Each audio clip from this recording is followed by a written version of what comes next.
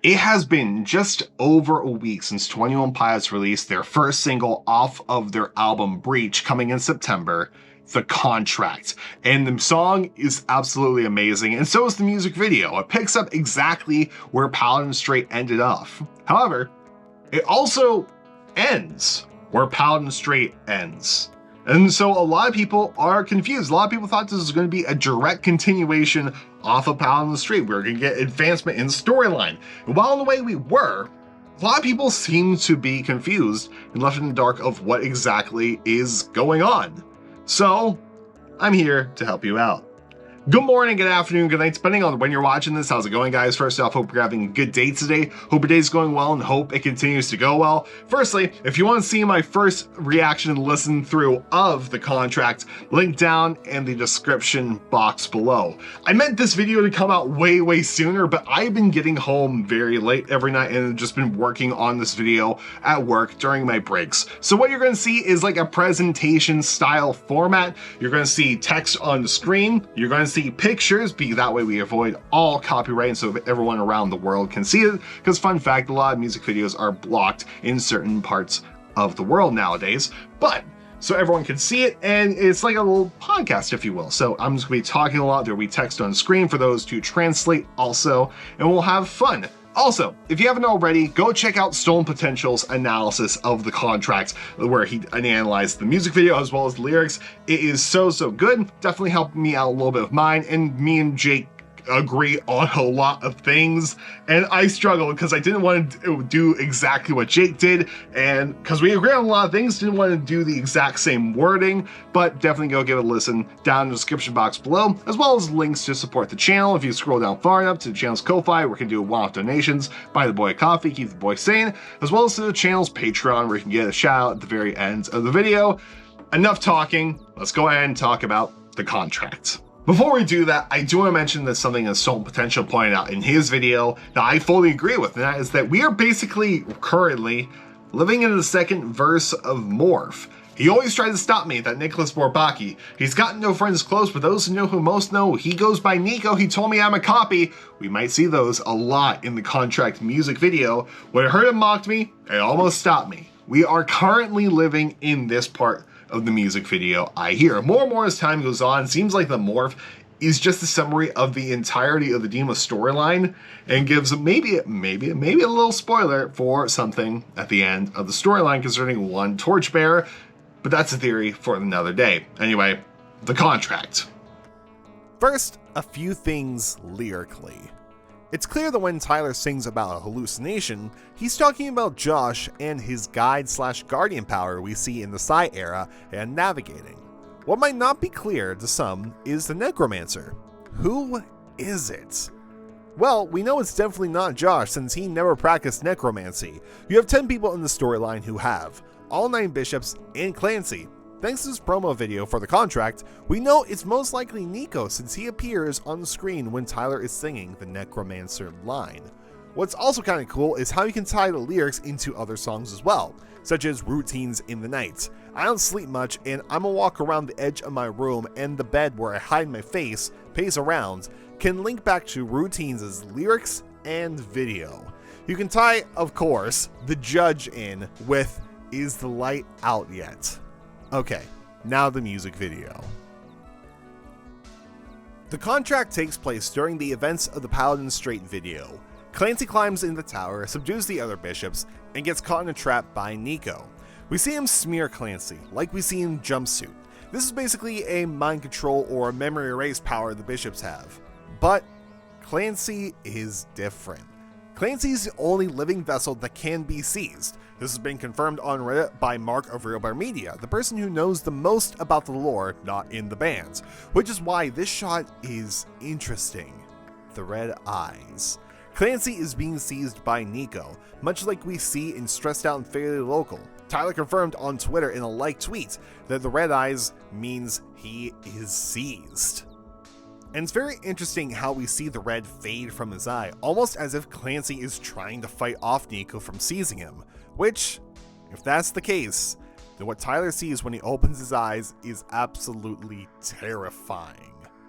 Thousands of glowing red eyes.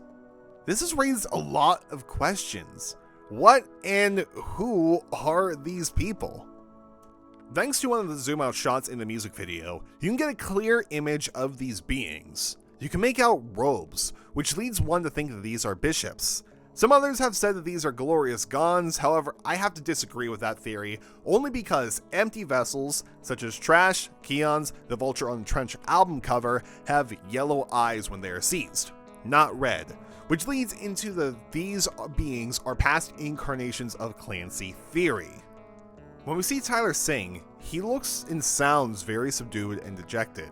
He's just looking off with a 1,000-yard stare, almost like he feels defeated and confused. And we kind of see Josh give a similar look, 1,000-yard staring at the sky. Also, much like in the Clancy era, Josh has his neck scarf that reads Torchbearer in Ukrainian. What Josh is staring at is kind of interesting. He's looking at this storm. We get these lightning strikes, snow-like flurries, and heavy winds throughout the video. It's the only light we see outside of the glowing eyes or a circular light above the men, performing away from the bishop-like beings. Couple of callbacks with the storm. Backslide's music video, where a storm happens in Tyler's head, also Paladin's lyrics, staring down a hurtling storm making its way towards me. Thanks to the storm, we get subtle shots that look like callbacks to Fairly Local. Blurry face colors, heavy dirty soul beat, now Fairly Local-like visuals. Another staple of this video are shots of Clancy floating in the air, arms spread either like a hug, or maybe a symbol of power/significance. An interesting shot we see is Tyler putting his hand over his face. He looks a lot like Nico and the black paint on his face. He also replicates Nico during Paladin by grabbing his neck with his own blurry painted hands. Also, can be a callback to Jumpsuit. Eventually, we see the bishop-looking beings being sucked into this vortex/eye of the storm. This, in a shot later on with Torchbearer and Clancy, heavily reminds me of Bandito. Destroy it if I want. We see these beings getting taken away and more chaos in the music video until there is nothing left but two people at the end. The pilots replicate several moments from the Clancy tour, such as the Heavy Dirty Soul death drop, jumping over the piano during Overcompensate, and taking a bow. During the last quarter of the video, you see leaves. No, this isn't confetti like the tour. These are indeed leaves. Once again, maybe a callback to Backslide. We also see Tyler and Josh start to fade away. Maybe a symbol letting go and letting your past fade out. Funny enough, this, like most of the lyrics, could be a callback to The Line. Also, see the Bandito reference earlier. To me, this is 100% the most interesting part. I promised you a contract while looking and pointing towards the Torchbearer. Clancy looking hurt. Torchbearer eyes closed and not looking at him. Clancy is struggling with trust after the events aside, and even during Clancy. It's the struggle. Torchbearer wants to help Clancy and be by his side. Clancy wants none of it. He wants to do things alone.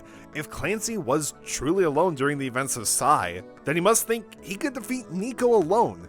We even see this struggle in the FPE letters from the European shows. Clancy, never forget the cries of your people. Never forget the raw fear that fueled you, or the rebels that made you who you are today. We are all one. We destroyed them so that we didn't become them. We must do better, Clancy. We must do better. TB. TB. The crown is heavy, but I can carry it. This city needs hope, and I alone can give it to them. But this city needs to feel powerful again and snap out of the lifeless obedience they've been trapped in. I can give it to them. I can give them hope. I will be their example of absolute power. I feel alive again. Clancy. We versus I, together versus alone. This relationship is hurt, trust being broken, breached if you will. Maybe the contract is a bond a promise made between friends saying, "I'll always be there for you no matter what." And Clancy thinks that Torchbearer breached this agreement. We even see this played out in passing shots in the video. Backs turn to each other, not making eye contact until the final shot. Clancy doesn't even look at Torchbearer until "I promised you a contract." With this nightmare empty, we see the Torchbearer emerge from the shadows with the Clancy jacket, as if to remind Clancy that he doesn't have to do this alone. He protected him during Psy. He helped from a distance. Sometimes the people who care do things that may seem hurtful to you, but at the end of the day, they do it out of a place of love. Torchbearer did this with Clancy, and now Torchbearer is walking to Clancy with a look that screams, "Come on, we are meant to do this together. Clancy, will you join me?" Of course, we're left with more questions than answers. What's the actual contract? Does Clancy take the jacket? What's next in the story of Clancy? If you haven't seen Stone Potential's video on his analysis of the contract, he used a lot of Star Wars correlations. I wanted to throw one of my own in the hat. There's one quote from The Dark Knight that may play into what's next, something many have speculated. You either die a hero, or you live long enough to see yourself become the villain. Will Clancy become the thing he has been fighting for years, or will he side with the Banditos? And that, my friends, is all I got. What did you miss? What did I miss? Let me know down in the comment section below. It is so interesting. Like I said, there's stuff that I didn't mention in the music video that Stone Potential mentions in his, such as Nico, again, taunting Clancy, where he says, "Hey, you're a copy," where you see all of those Bishop-like beings with the glowing red eyes and the various shots of Clancy looking like clones with the guitar, with the microphone, just those cool visuals. But it also gets interesting because you see Torchbearer in there also, which leads into a theory that Torchbearer is actually a different incarnation of Clancy. And if you want to see that theory, so a fan made it on the Twitter machine, we can go ahead and highlight it on the channel. But I'd love to know your theories. Let me know down in the comment section below. Again, sorry this took this long, but I've been a busy boy. And there's, again, if you want to buy the boy a coffee, because oh boy, this boy needs coffee, links down in the description box below to the Ko-Fi as well as to the Patreon, where you can get your name shouted at the end of the video, such as Make It With Alex and Linux. Thank you guys very much for supporting the channel. That's all I got today, so I will see you on tomorrow, where we will be listening to geez, I've been talking about Stone Potential a lot. We'll be listening to James Marriott's newest album, Don't Tell the Dog, and eventually gonna be listening to his cover of Fairy Local from Blurryface Reborn. Anyway guys, goodbye, and good night, more importantly, have a good day, and I'll see you later.